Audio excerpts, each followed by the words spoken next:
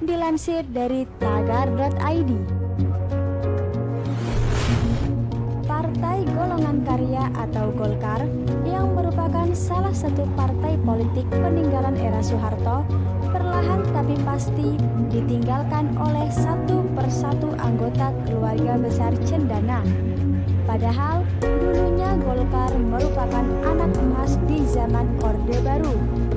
Direktur Pusat Studi Demokrasi dan Partai Politik Deddy Kurniasyah mengatakan, hengkangnya anggota keluarga Soeharto dari Golkar adalah mendirikan berbagai partai politik baru, menjadi penanda bahwa Trah Cendana ini telah terbiasa mandiri secara politik.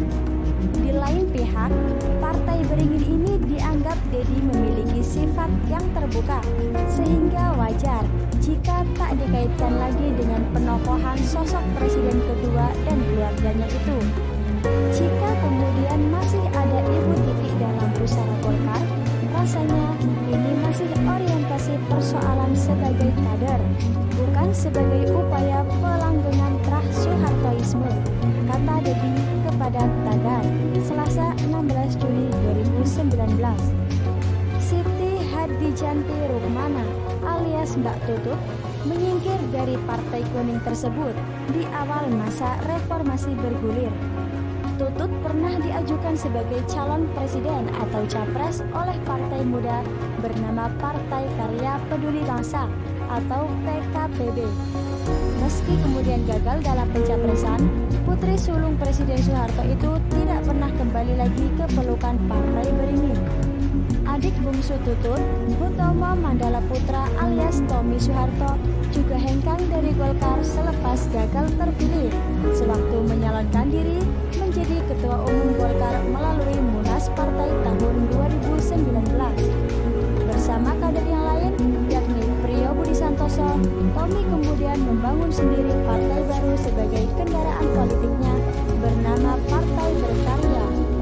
Berdirinya Partai Berkarya pada tanggal 15 Juli 2016 membuat kakak Tommy, Siti Hediati Harijadi alias Titik Soeharto, mundur dari Partai Golongan Karya untuk bergabung dengan besutan adiknya. Titik mengumumkan kepindahannya dari Golkar dan bergabung dengan Berkarya pada Senin 11 Juli 2018. Perasaan kecewa terhadap pemerintahan Presiden Joko Widodo menjadi alasan hengkangnya Titik. Golkar merupakan partai pendukung Jokowi, membuat Titik tak bisa leluasa untuk bersuara. Saya adalah anak biologis Presiden Soeharto. Saya tidak bisa berdiam diri untuk tidak menyuarakan jeritan rakyat, kata Titik dalam pernyataannya waktu itu. Kepergian Titik sebagai trah terakhir keluarga Cendana mau tidak mau direlakan oleh Partai Golkar.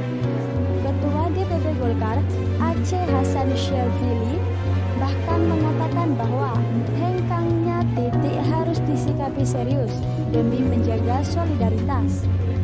Kami tak perlu meratapi kepindahannya. Kami harus sikapi dengan terus konsisten dengan program konsolidasi partai dan menjaga soliditas. Dengan cara itu, kami akan menutupi kekurangan akibat peristiwa keluarnya Ibu Titik dari Partai Golkar, kata Aceh pada 12 Juni 2018 lalu. Partai Berkarya kemudian berhasil maju sebagai partai peserta pemilu 2019 dengan nomor urut 7.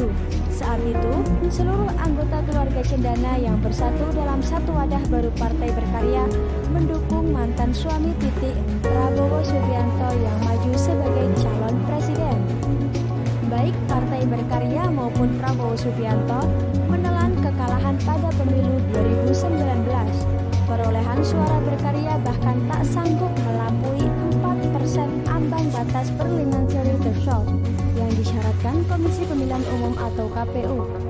Sedangkan Prabowo Subianto kalah untuk kedua kalinya melawan Jokowi.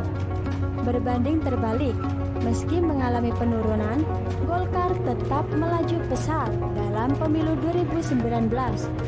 dengan perolehan suara terbanyak ketiga, yakni mencapai 17.229.789 atau 12,31% total suara.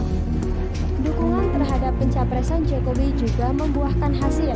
Sejumlah kader Golkar disebut-sebut masuk radar untuk mengisi berbagai posisi strategis di pemerintahan, termasuk menjabat sebagai menteri di kabinet kedua Jokowi. Berpindahnya Titik Soeharto ke partai lain menjelang berlangsungnya kontestasi pemilihan umum memang memberi dampak bagi perolehan suara Partai Golkar.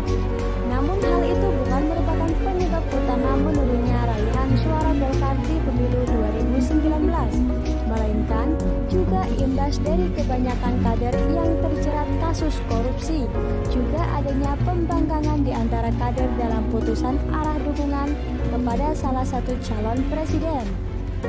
Kalau kita mencerna angka, memang ada korelasi perpindahan Titik, mengingat perolehan Partai Berkarya cukup signifikan untuk kategori pendatang baru.